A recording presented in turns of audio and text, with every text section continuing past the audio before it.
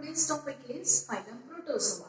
Actually, this is the phylum included in kingdom Protista, not in Animalia. But still, we are studying it in zoology because of animal-like behavior of these organisms. Now, what are the general characters? This question can be asked for 5 marks at a university level. Okay, this is useful for NEET, for graduation students and everyone who wants to know about the protozoans. Okay. It is placed in kingdom Protista. Now why it is placed in kingdom Protista? Because of its animal-like behavior. What kind of an animal-like behavior it is performing? It is obtaining its nutrition by heterotrophic way. Okay, means it is unable to synthesize its own food. That's why it is animal-like.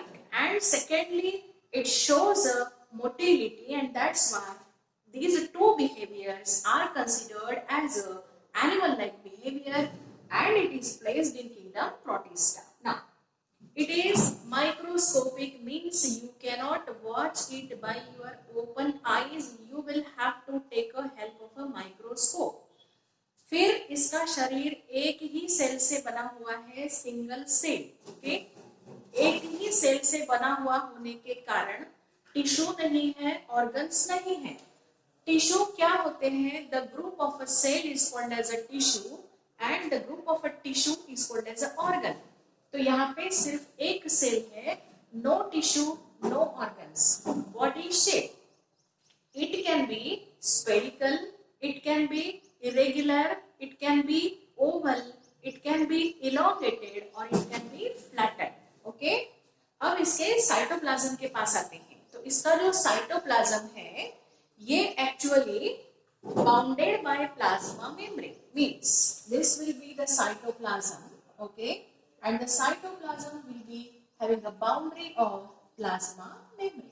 एक और चीज, बाहर से शुरू करते हैं. तो cytoplasm के बाहर कभी कभी एक कवरिंग होता है, उसको बोलते हैं हम पेलिकल. ओके, तो यहाँ पे आपको पतला सा एक कवर दिख सकता है, पेलिकल. कभी कभी किसी प्रोटोजोन में, सभी प्रोटोजोन्स के बारे में बात कर रहे हैं हम, इसलिए किन्हीं में आपको ये पेलिकल दिखेगा, किसी में आपको शेल्स दिखेंगे. ओके, और किसी में आपको एक्सटर्नल कोई प्रोसेसेस दिखेंगी, जैसे कि उसको हम बोलेंगे एक्सोस्केलेटन. तो ये हो गया cytoplasm. Now the cytoplasm can be clearly identified. Okay, this will be a very light kind of a or clear kind of a cytoplasm.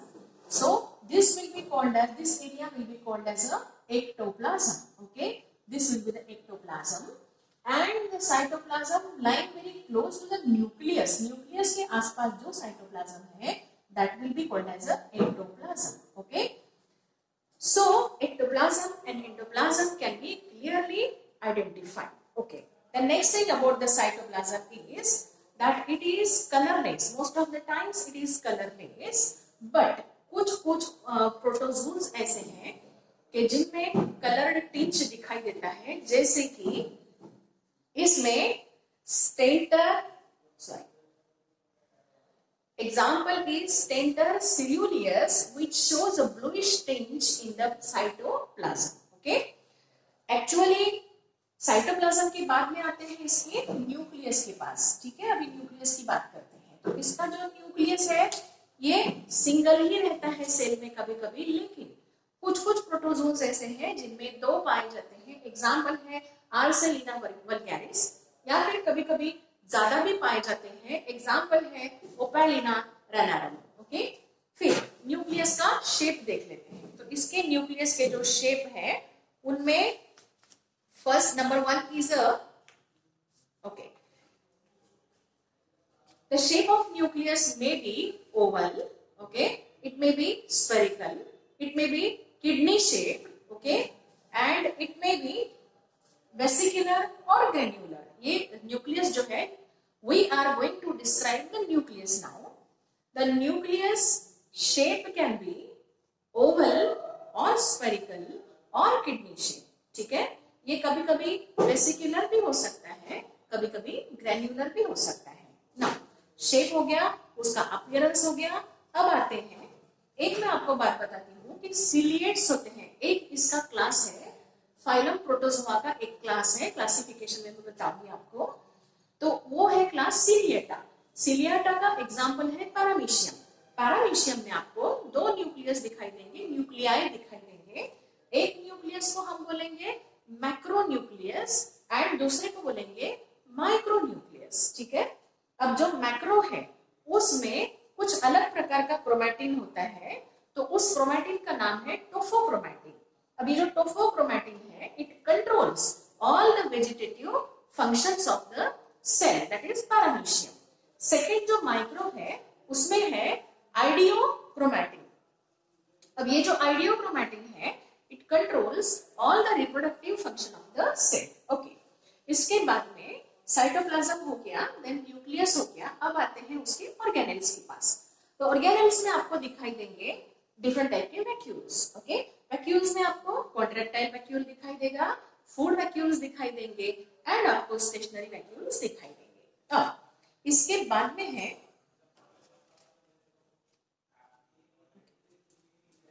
contractile vacuoles are absent in marine forms and parasitic forms. Okay, then उसके बाद में है ये जो contractile vacuoles है, इनका क्या function होता है? तो they regulate osmotic pressure by imbibition and exit of water. Okay, sorry. Contractile vacuole regulates the osmotic pressure by the process of imbibition or osmosis. Okay. The next thing is the important function of contractile vacuole is to eliminate nitrogenous waste material inside the body of a means cell of this organism. ये जो organism है single cell से बना हुआ, उसकी cell में जो भी नाइट्रोजनस वेस्ट बनेगा उसको बाहर निकालना और फिर CO2 के जैसे वेस्ट गैसेस को बाहर निकालना, ये इसका फंक्शन है, कॉन्ट्रैक्टाइल वैक्यूल का फंक्शन है। ओके, नेक्स्ट चीज की तरफ चलते हैं and next thing is locomotion. Okay, now how is the process of locomotion performed by? तो locomotion is perform by either number one is a pseudopodia, ठीक है, या तो ये सूडोपोडिया से लोकोमोशन करेंगे, कुछ ऐसे हैं जो सूडोपोडिया से लोकोमोशन करेंगे, कुछ ऐसे हैं जो सीलिया का इस्तेमाल करेंगे और कुछ ऐसे हैं जो फ्लैजेला का इस्तेमाल करेंगे, यूज करेंगे। ओके, कभी कभी मायोनिम्स भी होते हैं, उसका भी ये इस्तेमाल करते हैं। ओके, देन उसके बाद में जो सूडोपोडिया है उसकी तरफ आते हैं। इनको हम सूडो मींस झूठे और पोडिया मींस पाम, ठीक है, झूठे पाम। ओके, तो ये जो सूडोपोडिया है ये जनरली अमीबा में देखे जाते हैं। अमीबा को हम किसी भी तरह निकाले तो भी वो अमीबा ही हो गया, ठीक है। तो ये जो अमीबा है इसके ये हो गया pseudopodia.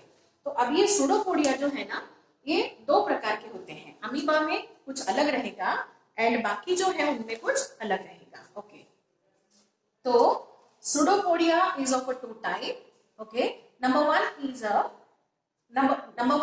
A lobopodia and number two is a axopodia. Okay, अब ये जो लोबोपोडिया है, लोबोपोडिया बहुत ही सिंपल होते हैं। This is called as in case of a amoeba it is called as a lobopodia.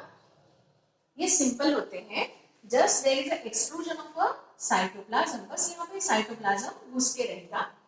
दूसरा जो एक्सोपोडिया है, एक्सोपोडिया में आपको ये जो मतलब जो एक्सटेंशन रहेगा, उस एक्सटेंशन में आपको एक सेंट्रल सपोर्टिंग बॉडी दिखाई देगी। ओके, तो that body is called as a axostyle. Okay, उस बॉडी को एक्सोस्टाइल बोलते हैं and if when the exostyle is present it is called as a exopodia and exostyle is absent it is called as a lobopodia। फिर उसके बाद में number 2 पे आता है फ्लैजेला। फ्लैजेला भी दो प्रकार के होते हैं, टू टाइप्स के होते हैं। Number 1 is a ट्रैक्टेला। ट्रैक्टेला जो एंटीरियर एंड में बॉडी के लगा रहेगा। ओके, तो locomotion is done by pseudopodia. Then number 2 is a flagella. So flagella भी दो टाइप के रहेंगे। Number 1 is a tractella, okay, जो एंटीरियर पोजीशन में लगा रहेगा। ओके, एंड नंबर 2 है पल्सेला, जो पोस्टीरियर पोजीशन में लगा रहेगा। ओके, देन उसके बाद में है न्यूट्रिशन। अब इसका जो न्यूट्रिशन रहेगा वो या तो होलोजोइक है एनिमल के जैसा, या फिर होलोफाइटिक है प्लांट के जैसा, या फिर ये फंगी के जैसे सैप्रोफिटिक होते हैं, या फिर डायरेक्टली ये जो भी ऑर्गेनिज्म रहेगा अदर ऑर्गेनिज्म उसके प्लाज्मा मेम्ब्रेन से ये डायरेक्ट फूड को या साइटोप्लाज्म को सक करते हैं, एब्जॉर्ब करते हैं। इस तरह से ये अपना न्यूट्रिशन करते हैं। अभी इसके बाद में इसका डाइजेशन देखेंगे। तो डाइजेशन इसका इंट्रासेल्यूलर डाइजेशन होता है। इसके शरीर के अंदर जो फूड वैक्यूल्स रहेंगे उनमें इसका डाइजेशन किया जाएगा। ओके, देन इसमें रेस्पिरेशन जो होता है ये it absorbs the oxygen from the surface, okay, and eliminate CO2 and H2O। अभी बताया आपको, ठीक है। तो ये एब्जॉर्ब करता है ऑक्सीजन को सरफेस के through and it eliminate CO2 and H2O, okay. Then parasitic form जो है, जो अदर एनिमल्स के इंटेस्टाइन में या फिर कोलोन में रहते हैं, उनमें एक्चुअली जो प्रोसेस ऑफ रेस्पिरेशन है वो रहेगा anaerobic, means absence of oxygen में रेस्पायर करते हैं ये, ओके। अब है इसका सर्कुलेशन। सर्कुलेशन में इसका जो न्यूट्रिटिव मटेरियल है ये फूड वैक्यूल्स में पूरी बॉडी में सर्कुलेट होता है, ओके। देन उसके बाद में साइटोप्लाज्म जो है ये फूड वैक्यूल्स को स्ट्रीमिंग मूवमेंट में, मतलब वो स्ट्रीम के जैसा बहता है साइटोप्लाज्म, और उसमें ये सभी फूड वैक्यूल्स बहते हैं और पूरे शरीर में सर्कुलेट होते हैं, इसलिए अलग से सर्कुलेटरी सिस्टम की जरूरत नहीं है, ओके। देन इसका बिहेवियर कैसा है, तो it shows reaction to the light. ये अगर आप उसको लाइट का स्टिम्युलस देते हो तो अमीबा, यूग्लिना एंड पैरामीशियम ये उसको रेस्पॉन्ड करते हैं। इस प्रकार का उसका बिहेवियर होता है। अब कैसे रेस्पॉन्ड करते हैं, किस सिस्टम के द्वारा रेस्पॉन्ड करते हैं, तो ये receptor, then conducting system and effector, इन तीन के द्वारा लाइट जैसे स्टिम्युलस को ये रेस्पॉन्ड करते हैं। ऐसा इनका बिहेवियर होता है। देन इसका जो रिप्रोडक्शन है वो जनरली असेक्सुअल मेथड से अगर होता है तो बडिंग से होगा या फिर बाइनरी फिशन से होगा। Most of the times bye binary fission and most of the times bye budding, okay. और अगर सेक्सुअल रिप्रोडक्शन होता है तो it is done bye conjugation, okay. Conjugation means it is a temporary union of to organisms, okay. तो यहाँ तक के हमने इसका पूरा सेल का स्ट्रक्चर देखा and up to reproduction we have finished. So these are general characters of phylum Protozoa. That's it for this video.